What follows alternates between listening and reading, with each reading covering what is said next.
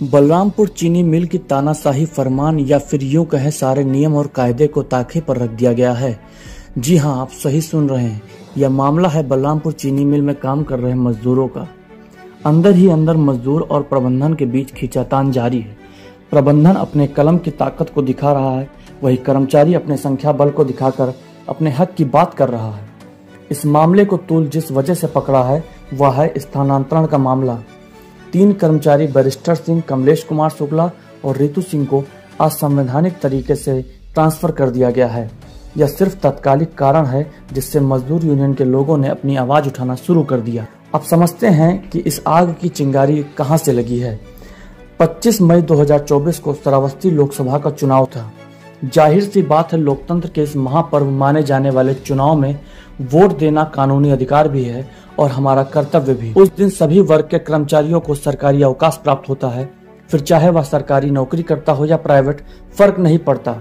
लेकिन बलरामपुर चीनी मिल चुनाव के दिन भी आधे समय के लिए अपने कर्मचारियों को काम करने के लिए बुला लेते। इस पर कर्मचारी यूनियन की तरफ से विरोध प्रदर्शन किया गया। बलरामपुर के जिला अधिकारी को इसकी शिकायत भी दर्ज कराई गई, जिससे चीनी मिल के प्रबंधन को गुस्सा आ गया। प्रबंधन ने अपनी कलम की ताकत को दिखाना शुरू कर दिया और कुछ लोगों को असंवैधानिक तरीके से ट्रांसफर भी करना शुरू कर दिया। जबकि नियम का हवाला देते हुए चीनी मिल कर्मचारी संघ के संरक्षक व इंटक के प्रदेश सचिव सुधांशु प्रताप सिंह ने बताया कि ऐसा कोई नियम ही नहीं है कि शुगर वेज बोर्ड के किसी भी कर्मचारी का दूसरे इकाई में ट्रांसफर कर दिया। जब इस मुद्दे को लेकर सुधांशु प्रताप सिंह ने सूबे के श्रम मंत्री से लेकर मुख्यमंत्री को पत्र लिखकर अपनी आवाज पहुंचाने की कोशिश करने में लग गए, तो प्रबंधन की तरफ से उनको चीनी मिल परिसर में प्रवेश वर्जित कर दिया गया। मेरा नाम सुधांशु प्रताप सिंह है। मैं राष्ट्रीय कांग्रेस मजदूर इंटक से मैं बिलोंग करता हूं।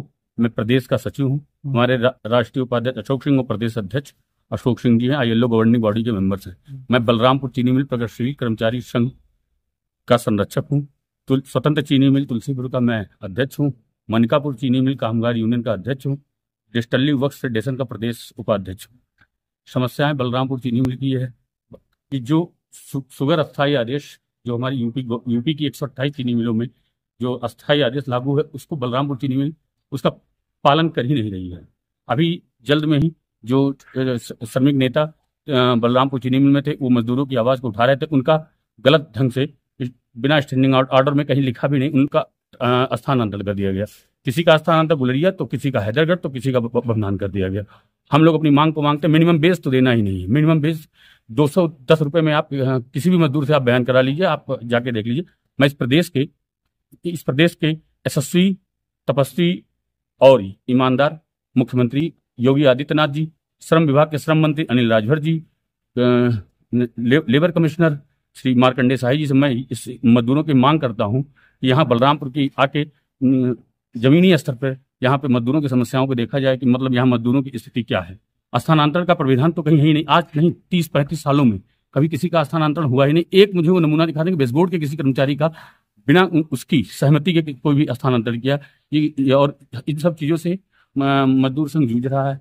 ये स्थिति है कि यूनियन को मानने को तैयार, जो रजिस्टर्ड ट्रेड यूनियनें हैं, जो ट्रेड यूनियन से गवर्न होती है, उनको तो मानने को तैयारी नहीं है। तो हम लोग इंटक के लोग और संघर्ष समिति के लोग सारे लोग इस चीज की मांग करते हैं कि पहले स्थानांतरण निरस्त किया जाए और मजदूरों की समस्या मिनिमम बेस और क्या नाम है बोनस, एक मंथ तो किसी कर्मचारी को दिखाया नहीं जाता। 10 दिन 12 दिन काम को दिखा के 1 महीने का उसको पीएफ काट के दिखाया जाता है। मैं पीएफ कमिश्नर गोरखपुर से मैं गुजारिश करूंगा कि कम से कम आके पीएफ की बातें भी देख लें, क्या पीएफ सही ढंग से काटा जा रहा है, नहीं 1 महीने में कितना पीएफ बढ़ना चाहिए। और आपके इस चैनल के माध्यम से मैं मुख्यमंत्री और श्रम मंत्री और लेबर कमिश्नर कानपुर से मांग करता हूँ। यूनियन के कुछ जायज मांग हैं जिस पर भी ध्यान दिया जाना चाहिए, जैसे मिनिमम वेजेस मिलना चाहिए, और यदि आप अपने कर्मचारियों से 12 से 14 घंटे काम करा रहे हैं तो उनको इसका ओवर टाइम भत्ता भी मिलना चाहिए। ऐसे तमाम मांगों को यूनियन ने प्रबंधन के सामने रखा है। अब देखना यह है कि यूनियन वर्सेस चीनी मिल की यह संघर्ष किस तरफ करवट लेता है।